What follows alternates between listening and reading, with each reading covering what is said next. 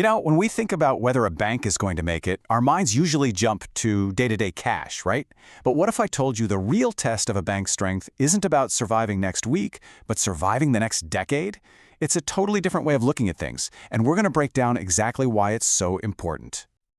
So on one side, you've got the short-term hustle, making sure there's enough cash for withdrawals, paying the bills. That's all about surviving the month. But on the other side, you've got this much bigger, quieter challenge, making sure your funding is stable and locked in for the long haul.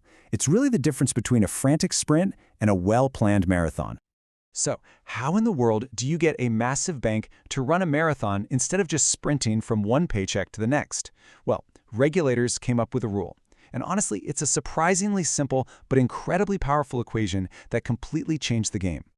It's called the Net Stable Funding Ratio, or NSFR for short. Now, don't get hung up on the name. The idea behind it is actually pretty brilliant.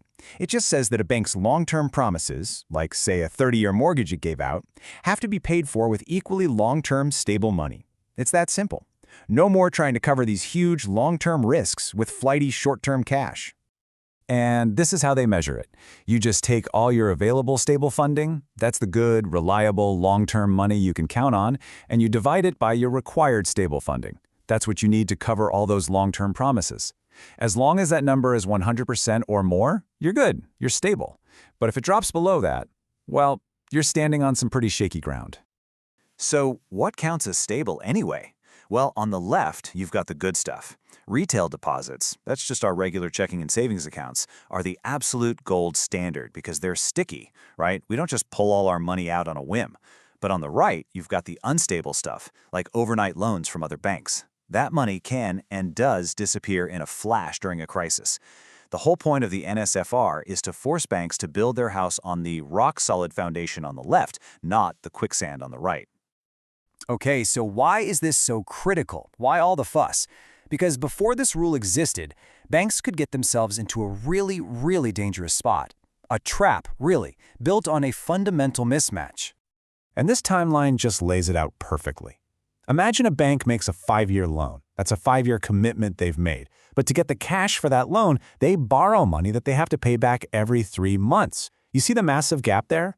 Every 90 days, that bank has to go back out into the market, hat in hand, hoping it can borrow more money just to keep that 5-year loan alive. And that works just fine until one day it doesn't.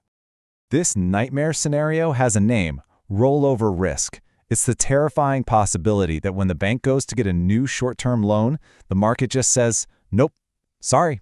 And this isn't some abstract theory. This is exactly what happened during the 2008 financial crisis. The markets froze solid. All of a sudden, banks were stuck holding these long-term assets with absolutely no money to fund them. And that is how a bank that looks perfectly healthy on paper can suddenly collapse. So the rule makes total sense. But just stop and think about the sheer scale of this for a second. A huge global bank has millions of loans, millions of deposits, all with different timelines. How could you possibly track all of that in real time? The answer, it turns out, isn't in some finance textbook. It's in technology. Specifically, it's our unsung hero, the database.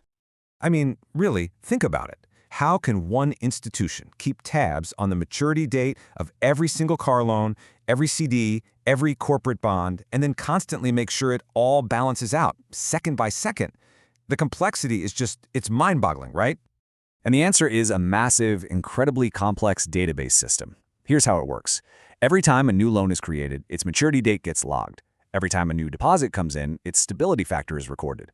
And then the database, this central brain, is constantly churning, matching every single asset to its funding source and calculating that super important NSFR ratio, all in real time. This is not a spreadsheet someone updates once a week. This is a living, breathing data engine at the very heart of the bank. And that brings us to the most important point of all, this ratio. It's so much more than just a number on a report for regulators. It represents a fundamental shift in the entire philosophy of banking. This quote just nails it. The NSFR isn't some test you cram for. It forces a new kind of discipline. It makes long-term thinking a part of the daily grind, not some far-off concern.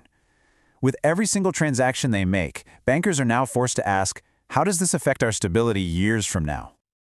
So let's wrap this up. What have we learned? First, this rule forces banks to think long-term. years down the road, which is a huge cultural shift. Second, it's designed specifically to prevent those catastrophic funding mismatches that caused so much chaos back in 2008. And maybe most importantly, it shows us that modern financial stability is completely dependent on technology. It's all powered by these incredible databases, working tirelessly behind the scenes to keep the whole system in balance. Which leaves us with a pretty fascinating question to chew on. We've just seen how a data-driven rule can literally rewire how an entire industry manages risk. So, as we look to the future, what's the next big crisis lurking out there that can only be solved with the power of data?